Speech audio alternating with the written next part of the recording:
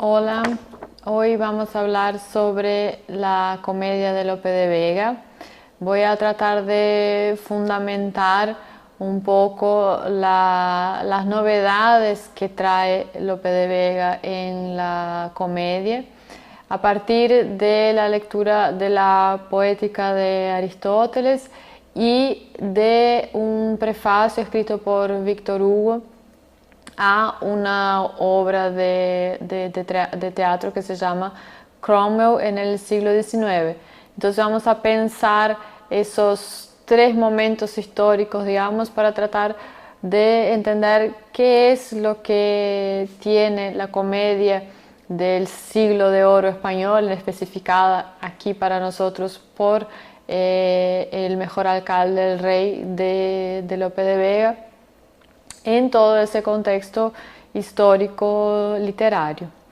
Entonces, pensemos inicialmente que la poética de Aristóteles se escribe en más o menos el año 335 a.C., ¿no? O sea, estamos hablando de la antigüedad clásica.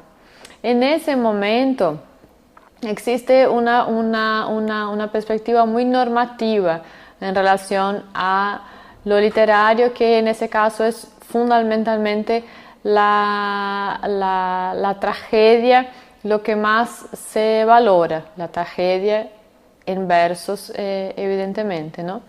Entonces, ¿qué es lo que trae Aristóteles como definición de la tragedia? Hoy vamos a hablar un poco en español, un poco en portugués, porque varias de las citas son en ediciones de libros en portugués. Las citas de Aristóteles están en portugués. Entonces, como define la tragedia?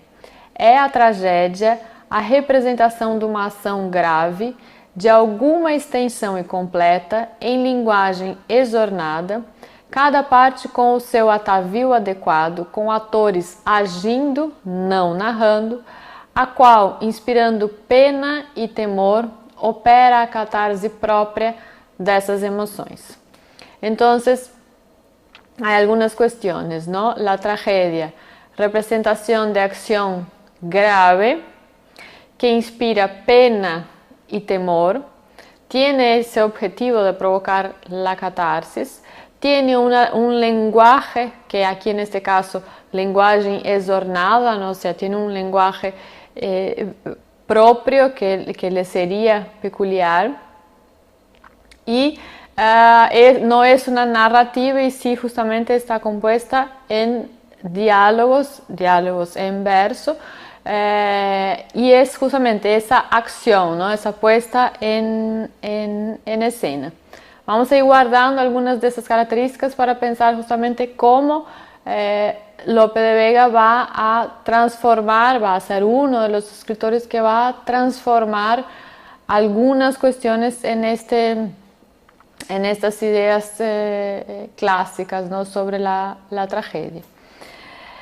En cuanto a la estructura de esta misma tragedia, ¿qué es lo que va a decir Aristóteles en su poética? Dice así: como a estrutura da tragédia mais bela tem de ser complexa e não simples, e ela deve consistir na imitação de fatos inspiradores de temor e pena, característica própria de tal imitação, em primeiro lugar, é claro que não cabe mostrar homens honestos passando de felizes a infortunados.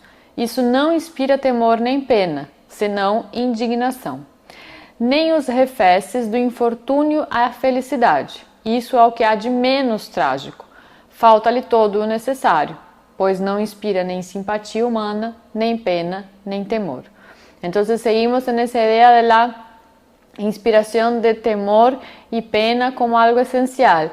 Y habría algunos mecanismos, ¿no? particulares para inspirar ese temor y pena.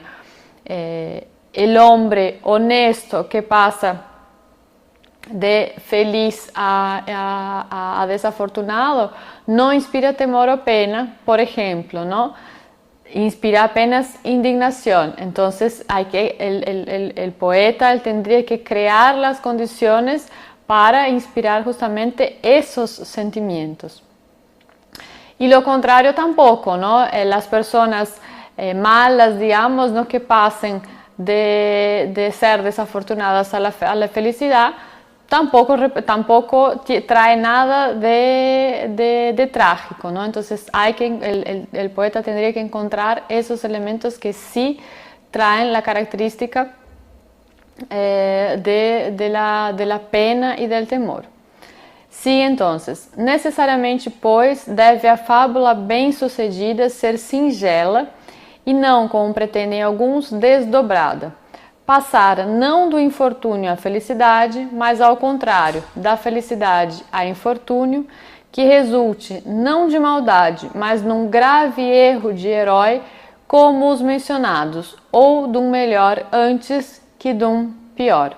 Entonces, hay ahí como que una clave, ¿no? El héroe tiene que pasar por alguna condición de error para su misma falta de fortuna.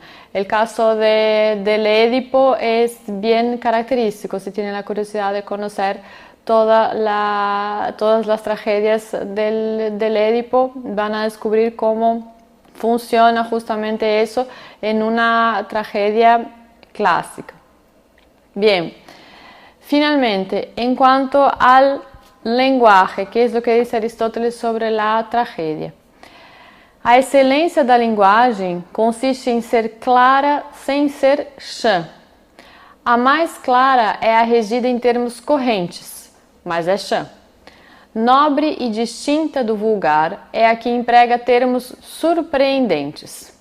Entendo por surpreendentes o termo raro, a metáfora, o alongamento e tudo que foge ao trivial.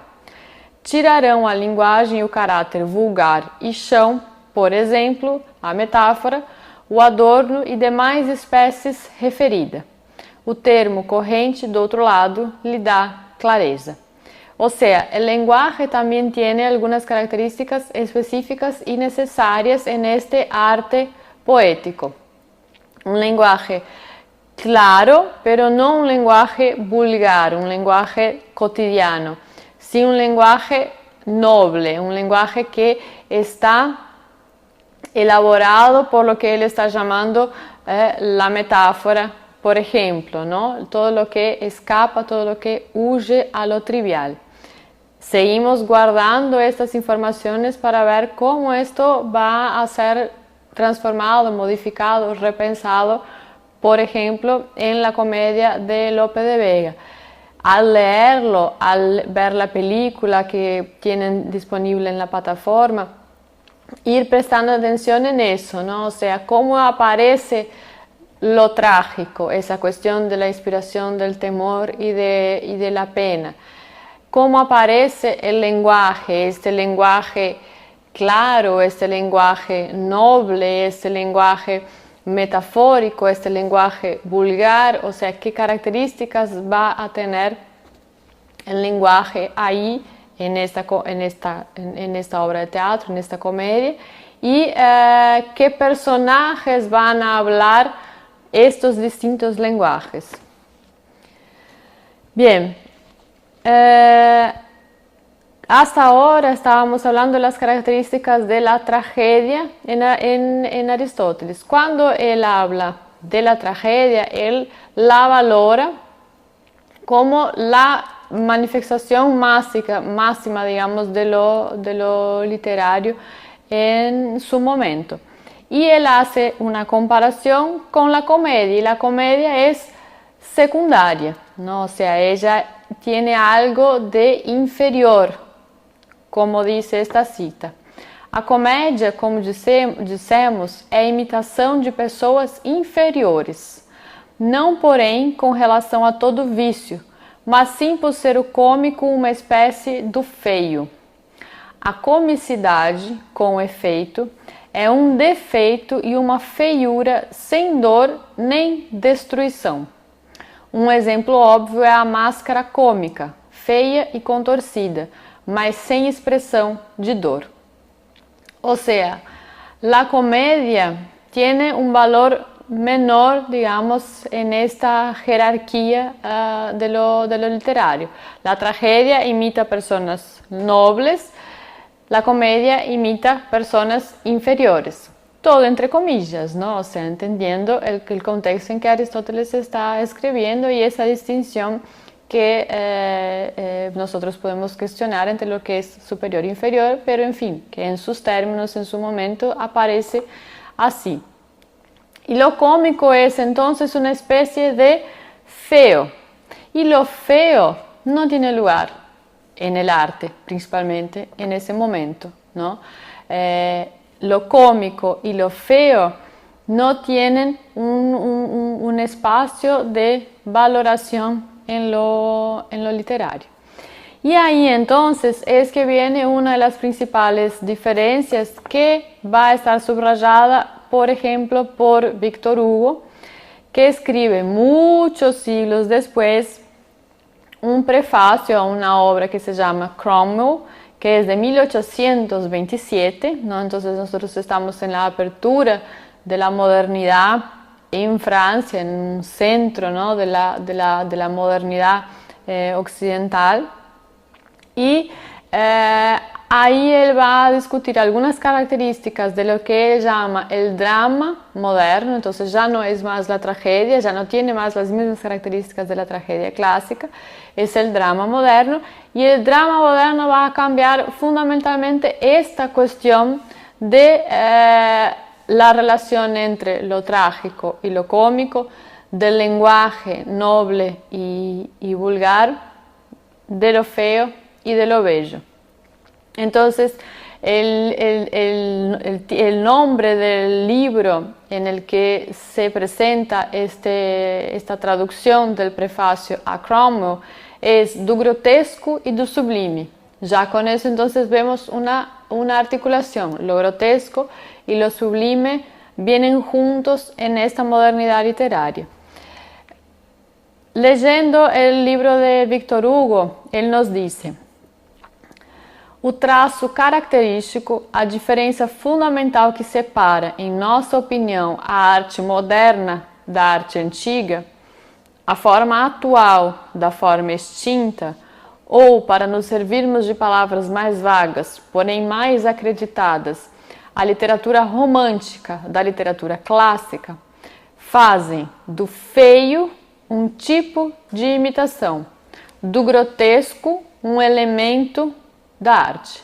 Entonces, la principal característica que hace diferente al arte moderno es que justamente hace con que lo feo sea también imitable, porque estamos en el paradigma de la imitación en arte, y hace con que lo grotesco sea también un elemento del arte. En ese sentido, pensemos, por ejemplo, en la obra de Francisco de Goya, ¿no? O sea, Goya en el siglo XIX, inicio del siglo XIX, poco antes de que Víctor Hugo escribiera este texto. Y observen, si tienen la posibilidad, algunas pinturas como las pinturas negras de Francisco de Goya, algunos grabados como las series de caprichos, de disparates de Francisco de Goya. ¿Qué es lo que tenemos allí? Justamente lo feo, lo grotesco, extremadamente presentes, lo satírico, lo cómico con una provocación implicada allí. Eso tematizado y eso transformado en materia de arte, cosa que no se aceptaría en el paradigma de lo bello y de lo sublime que está esencialmente, fundamentalmente en lo clásico, en lo antiguo, como lo trata Aristóteles. Entonces, es de la unión del tipo grotesco con el tipo sublime que nace el genio moderno. Eso lo dirá Víctor Hugo. Y es un momento en que nosotros pasamos, ¿no?, de una valoración de la tragedia, de una sobrevaloración de la tragedia por Aristóteles, por ejemplo, a una valoración de la comedia en ese momento del drama moderno, ¿no? El drama moderno él va a tener esta característica, es cómico y grotesco. Entonces, ¿qué es lo que dice Victor Hugo nuevamente? A comédia passa quase despercebida no grande conjunto épico da antiguidade. Como dice Aristóteles, a comédia é secundária e inferior. Agora, no pensamento dos modernos, ao contrário, o grotesco tem um papel imenso.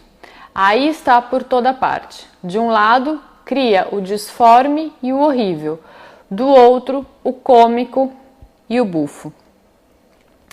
Ahí entonces es que se evidencia bastante el caso de las obras de Lope de Vega, de las comedias de Lope de Vega.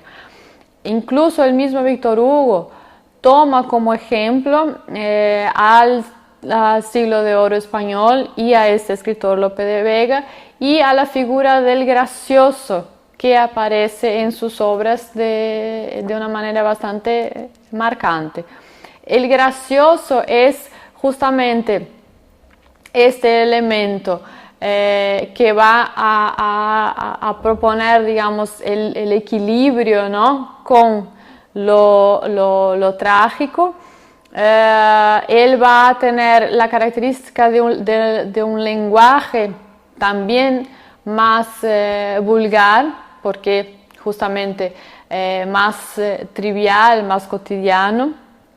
Él va a ser, digamos, un personaje que se caracteriza como una bestia humana, o sea, puede parecer un poco fuerte, ¿no?, un poco demasiado fuerte esa adjetivación, pero es mostrar ese lado animal, digamos, de lo humano, ¿no? O sea, retirar lo humano de un estado sublime y ponerlo en lo que es su característica más feroz, digamos, ¿no?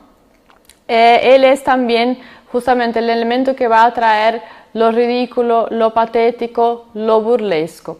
Por ejemplo, entonces, leyendo El mejor alcalde del rey, va a ser fácilmente identificable quién es la figura del gracioso, ¿no? O sea, de la lista de personajes, de las situaciones que ocurren, el personaje, el gracioso, con todas estas características, incluso el mismo adjetivo de la bestia, ¿no?, va a aparecer para caracterizar a ese gracioso que, leyendo la obra, van a descubrir cuál es. Entonces, nuevamente, ¿qué es lo que dice Victor Hugo sobre el drama moderno? Longe de repelir as trivialidades e as baixezas da vida, procura-as ao contrário e as reúne ávidamente. O sea, si hay, ¿no?, una distinción entre lo que es bajo, lo que es corporal y lo que justamente puede ser degradante para determinada concepción estética, en ese momento de la modernidad, eso no se va a dejar a un lado, ¿no? Eso se va a tematizar, eso se va a reunir ávidamente justamente en el arte, en la literatura. Podemos pensar también en Las flores del mal de Victor Hugo, de Baudelaire, de Charles Baudelaire. Las flores del mal son también un ejemplo de esto, ¿no?, de lo grotesco y de lo sublime juntos en la materia poética. No es solamente lo bello, es la belleza de lo feo o la fealdad de lo bello, ¿no? Es esa mezcla lo que va a caracterizar mucho de la literatura y del arte moderno.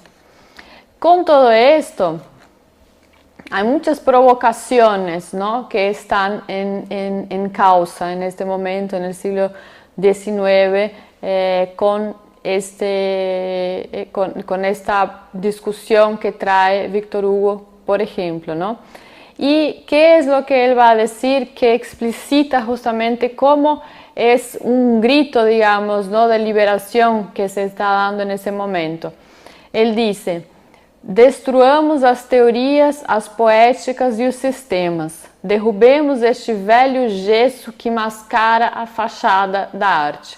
O sea, mientras los tratados clásicos tenían muy claro, sistematizado qué es lo que se puede, qué es lo que no se puede, quién se representa y quién no se representa, qué lenguaje se valora y qué lenguaje no se valora, qué es lo que entra estéticamente y qué es lo que no entra, etcétera, ¿no? O sea, todas esas normativas que los tratados clásicos traían se revisan y se cuestionan, y justamente, ¿no?, viene un movimiento en que se dice, bueno, el arte da alas y no muletas, es lo que dice Víctor Hugo en este mismo texto.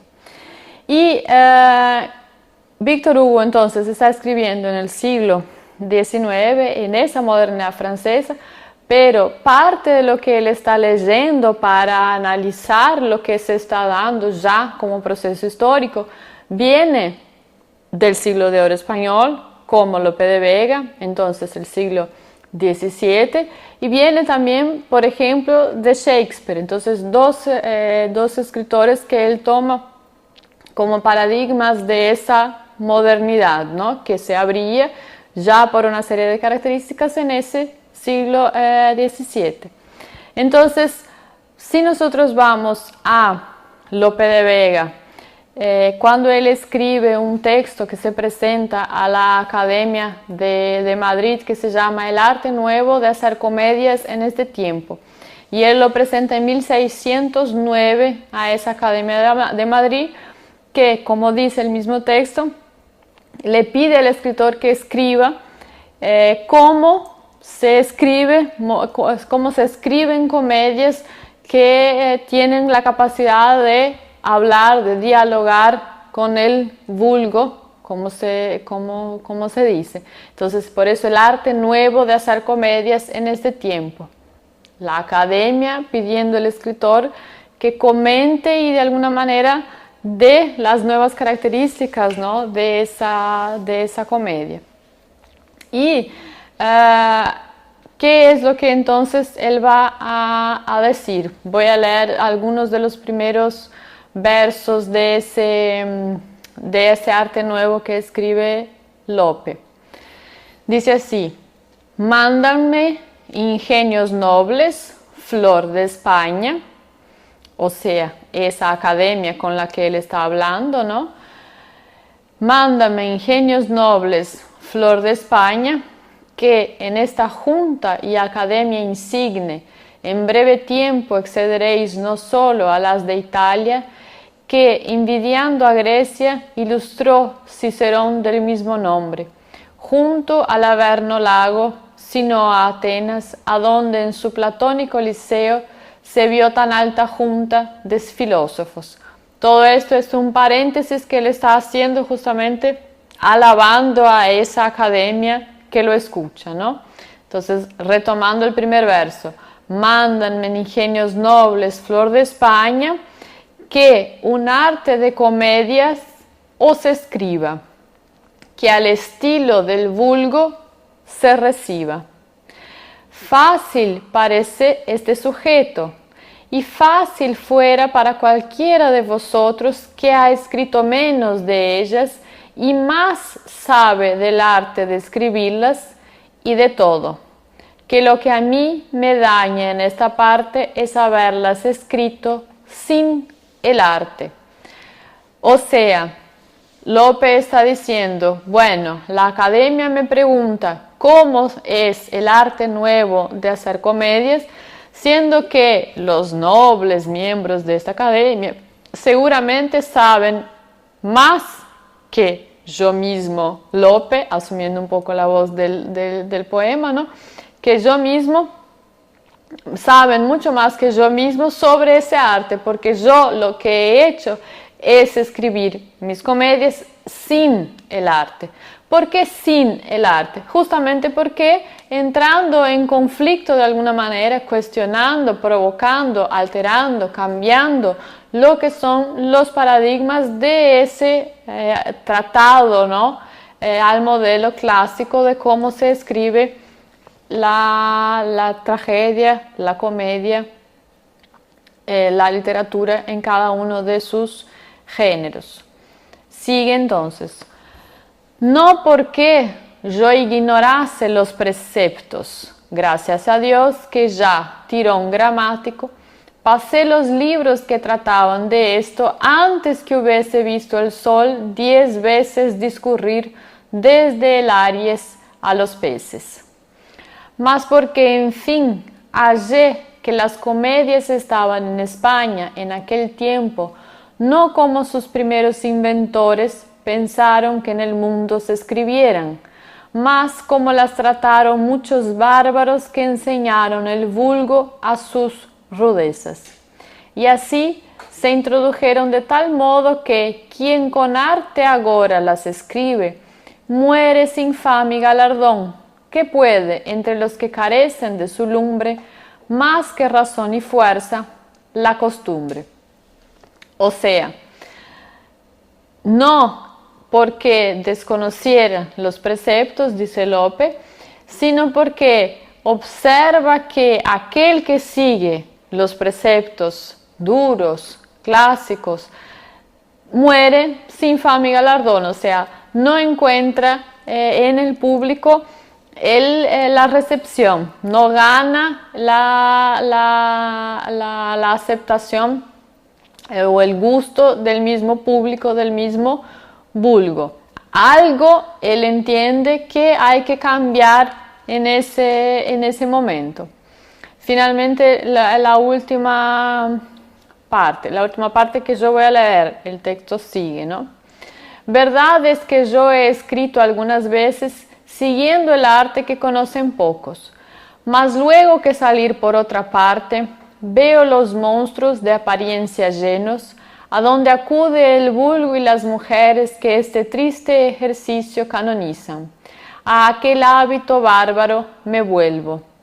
Y cuando he de escribir una comedia, encierro los preceptos con 6 llaves, saco a Terencio y Plauto de mi estudio, para que no me den voces, que suele dar gritos la verdad en libros mudos, y escribo por el arte que inventaron los que el vulgar aplauso pretendieron, porque como las paga el vulgo, es justo hablarle en necio para darle gusto.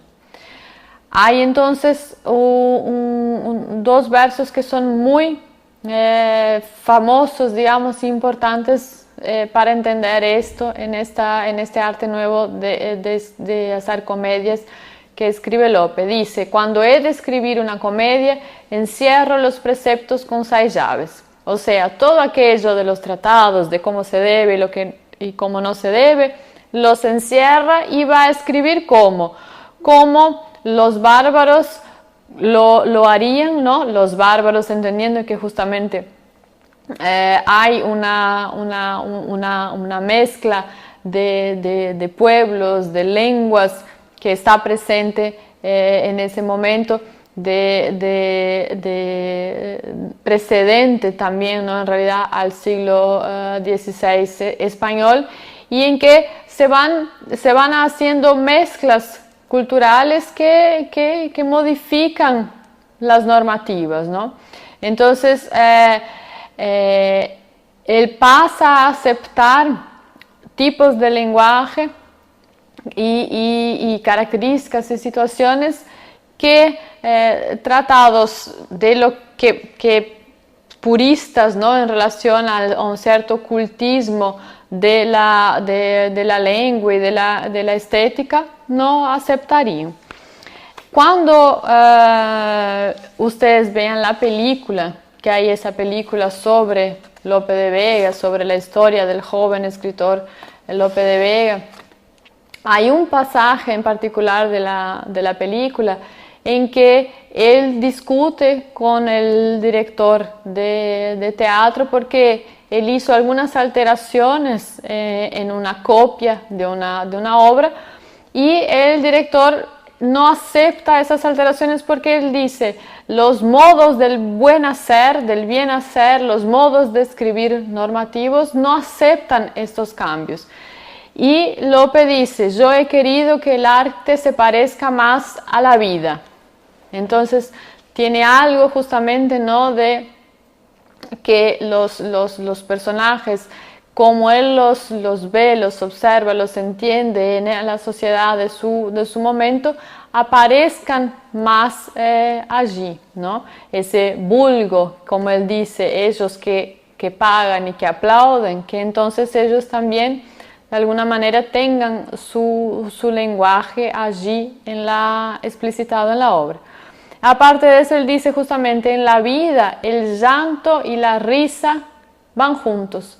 Entonces, el llanto y la risa, lo trágico y lo cómico, aquella mezcla de que nosotros hablábamos cuando leíamos a Víctor Hugo y a lo que él caracteriza como el drama moderno. Entonces, estas son algunas cuestiones para tener en mente al leer la comedia El mejor alcalde, el rey de Lope de Vega. Entender un poco quiénes son estos personajes, qué lenguajes hablan, qué situaciones enfrentan y justamente cómo va apareciendo, ¿no?, esta combinación entre lo trágico y lo cómico, entre un lenguaje vulgar y un lenguaje culto, etc. Entonces nosotros tenemos a la siguiente situación en la obra, ¿no? Nosotros tenemos al personaje Sancho, que es un labrador que está enamorado de Elvira. Entonces ellos son personajes populares, ¿no?, sencillos, comunes, digamos.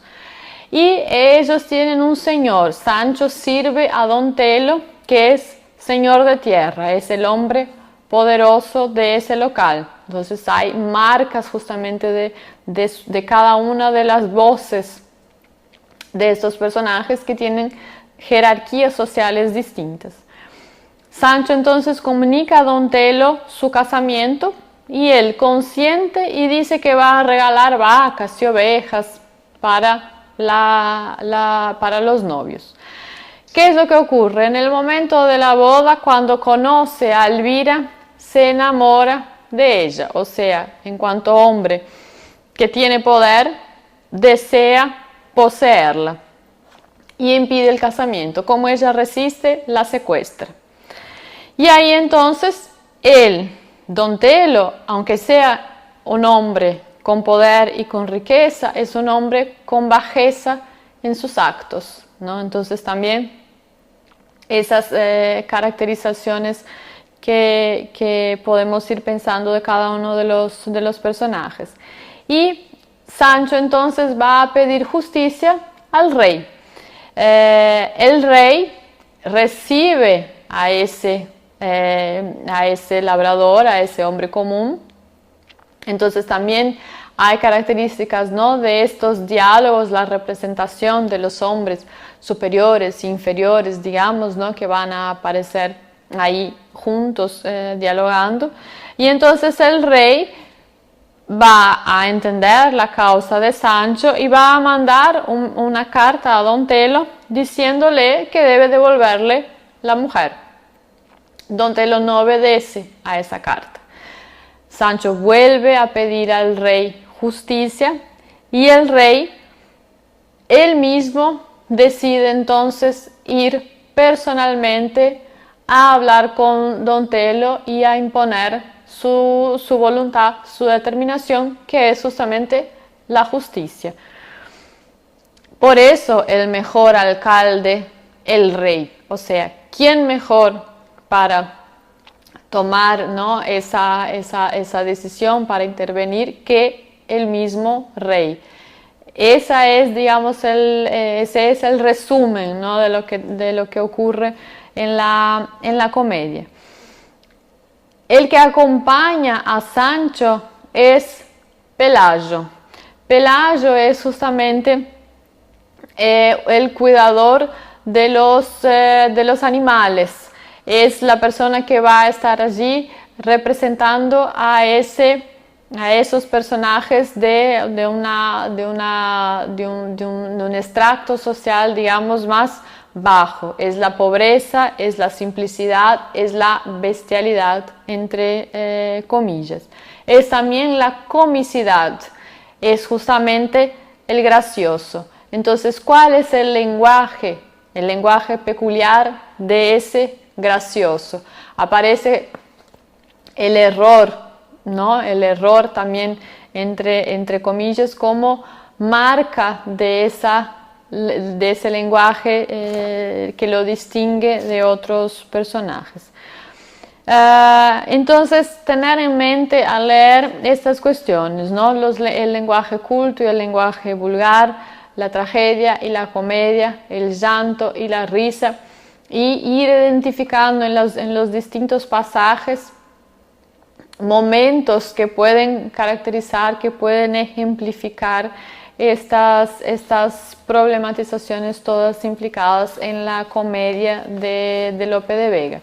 Hay algunas cuestiones que están en la actividad que ustedes deben realizar de este tópico, y las cuestiones están volcadas hacia estas reflexiones. Es leer el texto y pensarlo a partir de estas cuestiones como algunas de las posibles. Evidentemente podríamos pensar otras cuestiones, podríamos abordar el tema, el libro, ¿no? Esa comedia por otros caminos, pero estas son algunas posibilidades que quedan para que ustedes piensen y lean teniendo todo esto en mente.